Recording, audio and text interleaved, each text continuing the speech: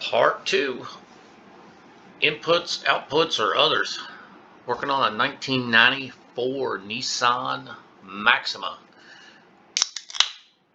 Whoops, you aren't supposed to hear that. This thing had some misfiring and some stalling.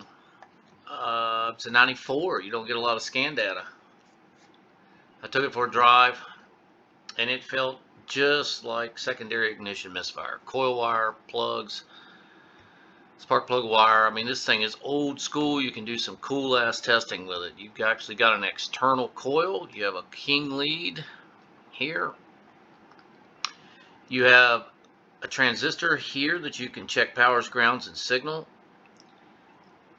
You can actually check primary and secondary ignition on this vehicle, which is kind of cool, and we will see that. And down here, your camshaft position sensor. It's not a typical camshaft sensor. It's actually the distributor, and we'll get into that. This drawing looks kind of like I drew it myself, but believe it or not, these are the old school service manuals. I cut my teeth reading these and using them. They're kind of vague, but I think it makes you a better technician. Makes you figure things out a little more. We used to diagnose these using obviously secondary ignition, and the original shop I worked in, we had a gas analyzer, an old 4-gas machine. It was about as big as a bedroom dresser and took about a half hour to heat up, but it did work. So we're going to get into this. Like I said, driving this dude is a long-time customer. He brought it to me.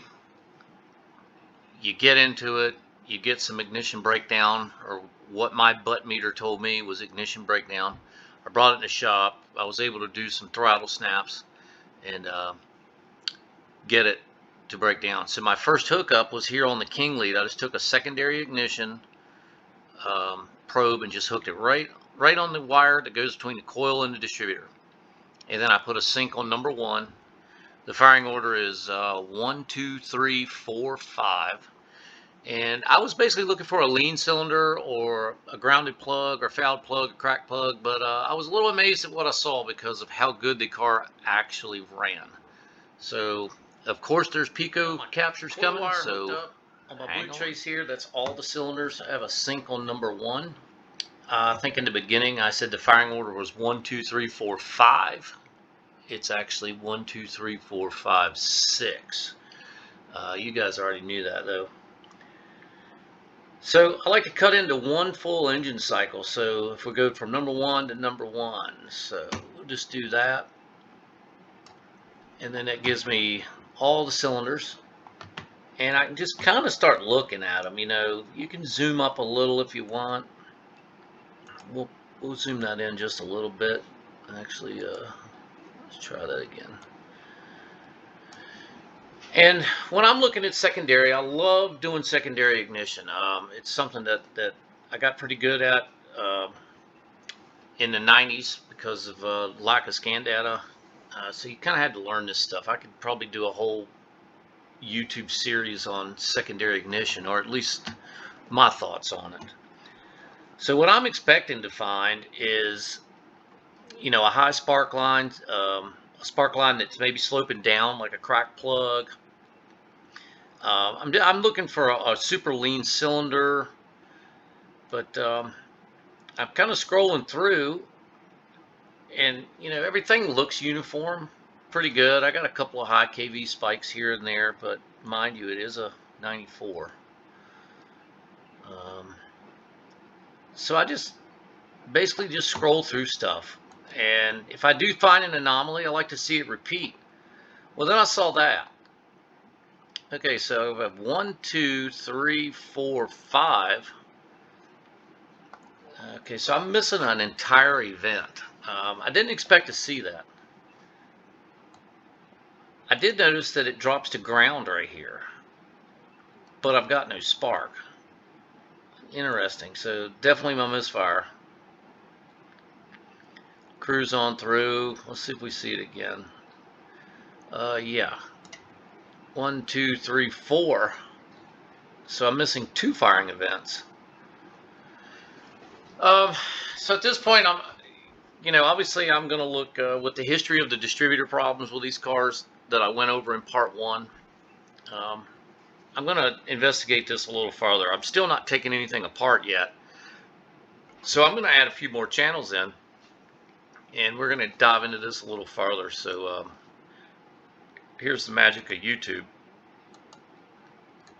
There we go. Now I have coil current on green. That's all for all the firing events, and I have primary. And I like looking at primary when I can. A lot of Ford guys with the 2-wire coils, you can look at primary, and there's probably some other cars out there, but any of your 3-wire and 4-wire ignition coils, you really can't see the primary ignition.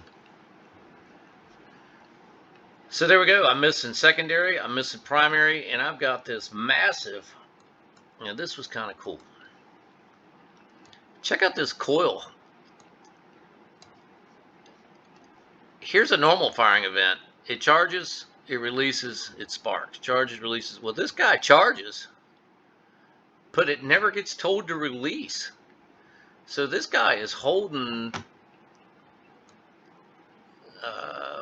what's 6.8 amps, 7 amps for quite a long time. I'm surprised the coil lived through this, but it did.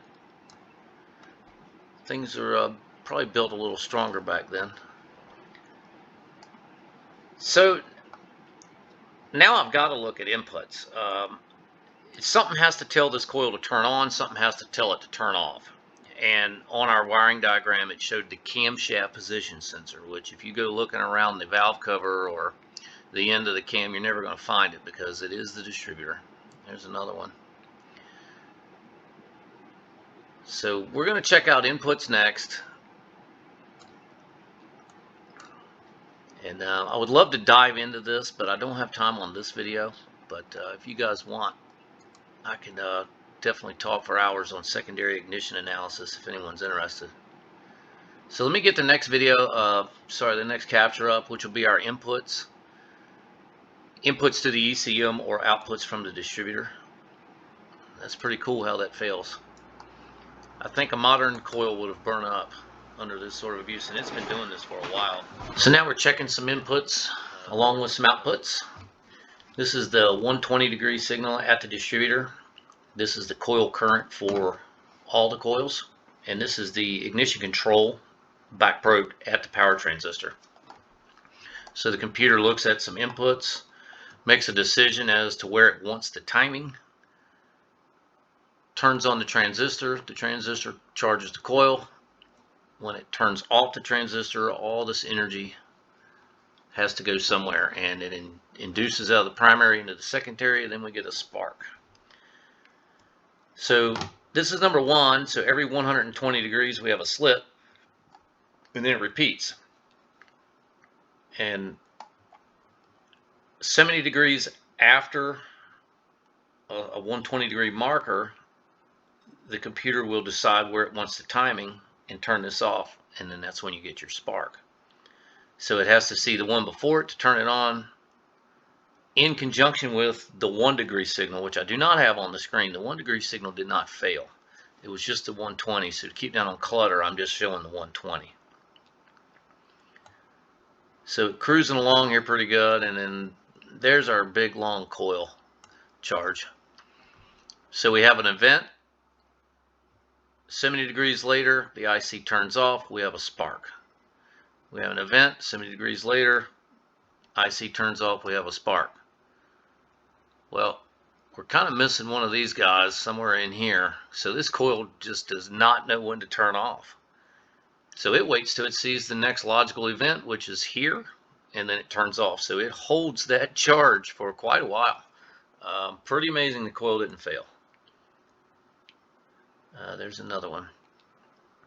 So the distributor just mechanically failed. There's some bearings in there, and there's one right under the signal plate that usually when it fails, it kind of puts metal all through the thing, and it blocks the little slits. Then you got some movement, some lateral movement back and forth. Basically, it just doesn't like it. If it can't see it, then it just ignores it and does this. I don't know how long this would have stayed on before we would have had a thermal meltdown, but the coil did live after I put a distributor in it.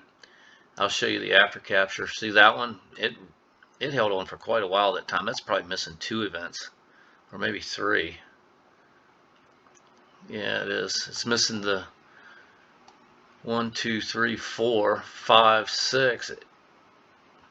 Wow, it's missing 5, 6, and 1. So it's missing 3 events right there. 1, 2, 3, 4, 5. Yep. But there it is. This is an output out of the distributor or an input to the ECU. I would consider this an input failure. The last video was kind of an other. We have a poor input here, which gives us a really ugly output. So maybe this one's both. But just driving this car, my butt meter said that this thing had secondary ignition issues. And I guess I wasn't 100% wrong because it was totally missing the secondary ignition. But there it is. I'm going to go ahead and put a good capture up and then a little picture kind of showing that plate that this thing reads off of. Some of you guys may have seen this a couple hundred times, who knows. But I'm going to go ahead and put that thing up there and finish this video out. So here's our after capture. Went on and set it up a little different. It was a couple of days later. I had to wait for the parts to come in. But it looks like we got a sink here. Let's zoom in a little bit. So there's our coil current. That's the #1 sink. There's our 120, and there's our IC again. Everything's nice and smooth. Looks good. Said this coil was not built into the distributor. So after all that abuse, I don't know. I don't think things are built quite as tough as they used to be, but who knows. But there's that. No missing. Everything's happy again. You can very distinctly see the current flowing through the coil. You can see it in the IC. Definitely said that a few times before. It's a good little tip. But always like to do an after. Some people have never seen these before, and if you ever get to see it, at least you get to see a good one. There's nothing worse than trying to learn this stuff on a broken car. Plus, I feel like it kind of concludes the video or the story to see before, during, and after. But there it is. Nothing really special. Standard ignition. Well, standard ignition for 1994. I love this style ignition, man. You can really test stuff. You can see stuff. I love getting into secondary ignition. I love looking at primary ignition. I like looking at coil ramps. It's just so much neat stuff goes on in there. And with today's coils, I mean, especially in my world, you don't get to see primary. Secondary is tough as hell. You got to have wands or these crazy adapters, and I think there's so much gray area in there. You can still look at coil current. I kind of like the old school stuff, but got to change with times. And anytime these older cars come into the shop, I generally get them, or I get called to come look at them. There's a few older guys in the shop I work at that mess with these things, but can't help the new guys. They weren't around when the stuff was out. But anyways, rambling a bit. There's the after capture. She's all fixed, probably ready for another 250,000 miles. Who knows? Old cars ran good. This thing actually had a timing belt in it too. What? I'm going to put up a picture of the distributor. Just give you a heads up of what these little slits and all this 1 degree crap that I keep talking about. And the picture I'm going to put at the end of this video would actually be very similar to the distributor in the last video, part 1.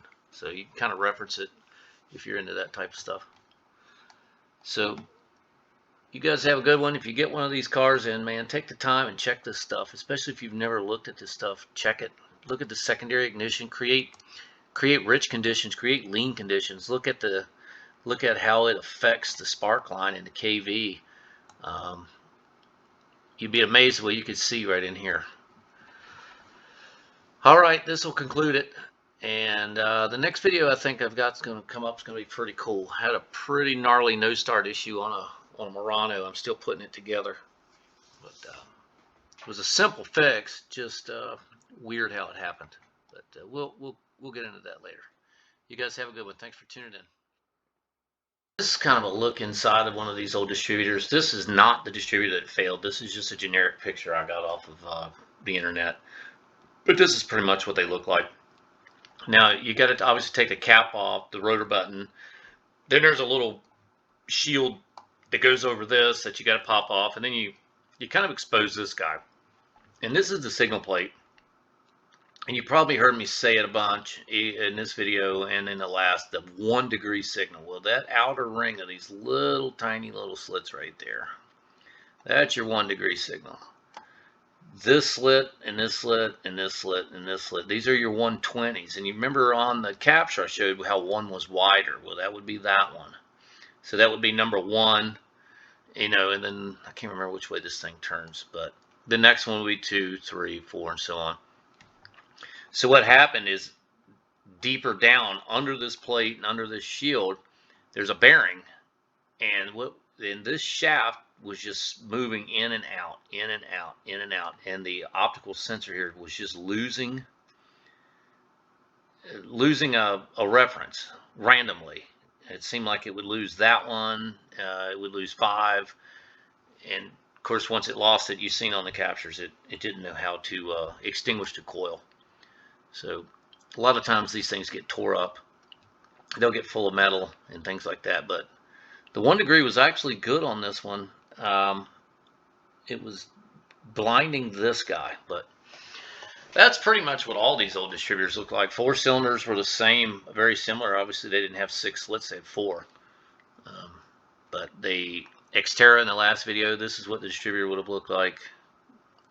Except it would have had the coil built into it.